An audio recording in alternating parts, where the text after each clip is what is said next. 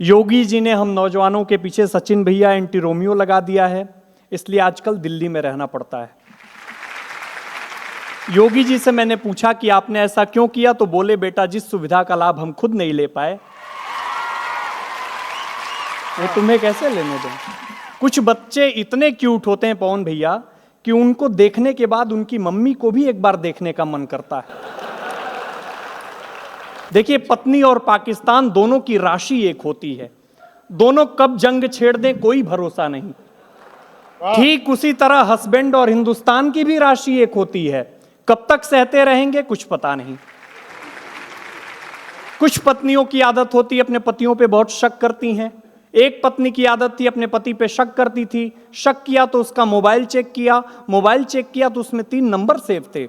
एक number save था मेरी जन्नत के नाम से, एक नंबर सेव था जाने मन के नाम से, एक नंबर सेव था नसीबों वाली के नाम से। उसने मेरी जन्नत पे कॉल किया तो फोन लड़के की माँ ने उठाया, उसने बोला मैं लड़के की माँ बोल रही हूँ। दूसरा नंबर उसने नसीबों वाली पे मिलाया, नसीबों वाली का नंबर लड़के की छोटी बहन को मिला, उसने बोला मैं लड़के की छोटी बहन बोल रही हूँ। तीसरा नंबर उसने जाने मन पे मिलाया, जाने मन का नंबर उसकी वाइफ का ही बजा। उसको बहुत पछतावा हुआ कि मैंने अपने पति के किरदार पे इतना शक किया। उसने अपना दुख कम करने के लिए अपने सारे पैसे जितना उसने इकट्ठा किए थे पवन भैया अपने पति को दे दी। पति बनारस का, उसने अपने पत्नी के सारे पैसे लिए, अपने कार की टंकी फुल कराई और लॉन्ग ड्राइव पे निकल गया अपनी गर्लफ्रेंड के साथ, जिसका नंबर उसने अपने मोबाइल में भूरा वेल्डिंग वाले के नाम से सेव किया था।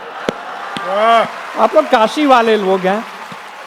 बच्चे ने अपने पिताजी से पूछा कि पिताजी ये शराबी कौन होते हैं। पापा बोले कि बेटा ये जो सामने 4 कारें दिखाई दे रही हैं ना, ये शराबी को 8 दिखाई देती हैं। तभी बेटे ने बोला कि लेकिन पापा सामने तो सिर्फ 2 कारें हैं। ऐसी ऐसी चीजें चलती रहती हैं। पत्नियां 2 तरह की होती हैं, एक अच्छी पत्नियां, एक बुरी पत्नियां। अच्छी पत्नियां वो होती हैं जो पति को अच्छी तरह सताती हैं, और बुरी पत्नियां वो होती हैं जो पति को बुरी तरह सताती हैं। भाई साहब मोबाइल रख दीजिए, मोबाइल आया कैमरा खत्म, मोबाइल आया कैलकुलेटर खत्म, मोबाइल आया MP3 खत्म, मोबाइल आया सुकून खत्म। और गलती से भी अगर आपका मोबाइल आपकी बीवी के हाथ में आया तो फिर आप पिछले दिनों एक चाइना का मिल गया, बोल रहा है चाइना की वॉल सबसे बड़ी है, दुनिया की सबसे बड़ी वॉल है, हमें चाइना के वॉल पे घमंड है। मैंने बोला कि हमने आज तक अपने कभी वॉल पे घमंड नहीं किया। हमारे पास अग्रवाल हैं, मदन वाल हैं, बरन वाल हैं, वालों का वाल केजरीवाल है, लेकिन हमने कभी घमंड नहीं किया। आप चाइना के वाल पे घमंड करते हैं। वो पिछले दिनों एक बनारसी ने बनारसी से पूछा कि भाई तुम्हारे पास कितने पैसे हैं। उसने बोला भाई देख पैसे की बात मत कर, 15 लाख तो मोदी जी के पास पड़े हैं, वाह,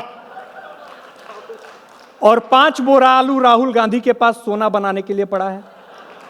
जब तक मोदी जी 15 लाख दे नहीं देते पवन भैया, तब तक उन्हें प्रधानमंत्री पद से हटने नहीं दूंगा, और जब तक 5 बोरा आलू राहुल गांधी सोना बना के नहीं दे देते तब तक उन्हें प्रधानमंत्री बनने नहीं दूंगा। वाह वाह वाह। बहुत अच्छा, आप लोग सुन रहे हैं। एक बनारस के लड़के को जॉब नहीं मिली तो उसने क्लिनिक खोला, डॉक्टर बन गया। उसने क्लिनिक के बाहर एक बोर्ड लगवाया कि 300 रुपए में इलाज कराएं, इलाज नहीं होने पर 1000 रुपए वापस पाएं। बनारस का एक आदमी चला गया, उसने बोला डॉक्टर साहब मुझे किसी भी चीज का स्वाद नहीं आता है। उसने बोला अपनी नर्स से कि नर्स बॉक्स नंबर 22 से दवा निकालो और 2 बूंद इनको पिला दो। नर्स ने 2 बूंद दवा उनको पिला दी। आदमी ने बोला कि डॉक्टर साहब ये तो पेट्रोल है। बोले कि देखो स्वाद आ गया ना, चलो 300 रुपए वापस दो। 300 रुपए ले लिया। वो गुस्से में आ गया। 1 हफ्ते बाद फिर गया शंभू भैया, फिर गया, बोला डॉक्टर साहब मेरा दिमाग कमजोर हो गया, याददाश्त खो जाती है, कुछ याद नहीं रहता। डॉक्टर साहब ने फिर बोला कि नर्स बॉक्स नंबर 22 से दवा निकालो और इनको 2 बूंद पिला दो। आदमी बोला लेकिन डॉक्टर साहब वो तो पेट्रोल है। बोला देखो याद आ गई ना, चलो 300 रुपए निकालो और दो। तो 300 रुपए फिर दिए। 2-4 महीने बाद और गुस्से में आ गया, फिर तीसरी बार गया तो बोला डॉक्टर साहब मुझे कुछ भी दिखाई नहीं दे रहा है। डॉक्टर साहब ने बोला कि देखो इस चीज का मेरे पास इलाज नहीं है, ये लो 1000 रुपए। उसने बोला कि डॉक्टर साहब लेकिन ये तो 500 रुपए है। उसने बोला चल 300 रुपए निकालो। ताली वाली भरपूर बजाएं आप लोग, बहुत अच्छा सुन रहे हैं आप। देखिए विजय माल्या में लाखों कमियां हों, लेकिन उसने कभी भी अपने बेटे की शादी के लिए किंगफिशर का दाम नहीं बढ़ाया।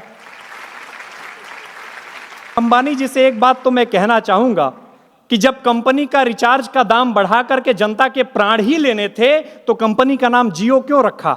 मरो रखना चाहिए था। एक बात और नहीं समझ में आ रही है, जियो वाले के यहां तो शादी थी, एयरटेल वालों के यहां कौन सा श्राद्ध पड़ा था? पिछले दिनों जैसे ही जियो एयरटेल के दाम बढ़े, उस दिन से क्या हुआ कि बीएसएनएल वाले ज्यादा घबरा गए, बोल रहे हैं कि अब लग रहा है भारत की जनता हमसे काम करा के ही मानेगी।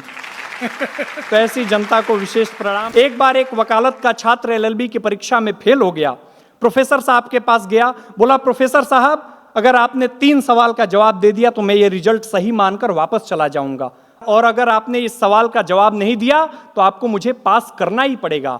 प्रोफेसर साहब बोले कि इससे पीछा छुड़ाना ही ठीक है। बोले अच्छा बताओ कौन से सवाल हैं?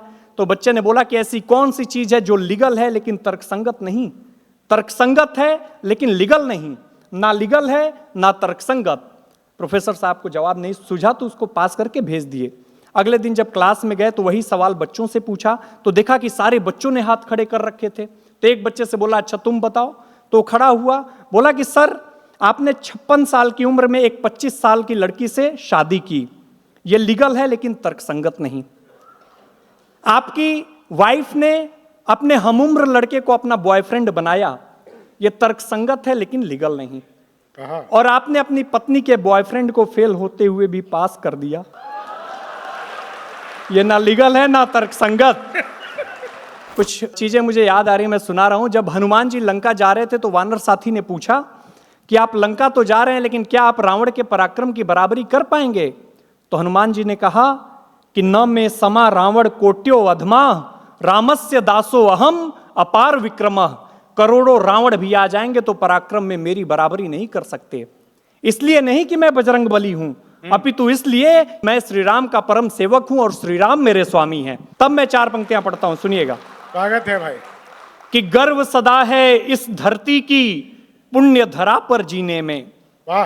गर्व सदा है इस धरती की पुण्य धरा पर जीने में, सत्य सनातन की बहती गंगा का पानी पीने में, और जैसे प्रभु श्री राम बसे हैं सीने में बजरंगी के, वैसे ही हनुमान बसे हैं हर हिंदू के सीने में, वैसे ही हनुमान बसे हैं हर हिंदू के सीने में।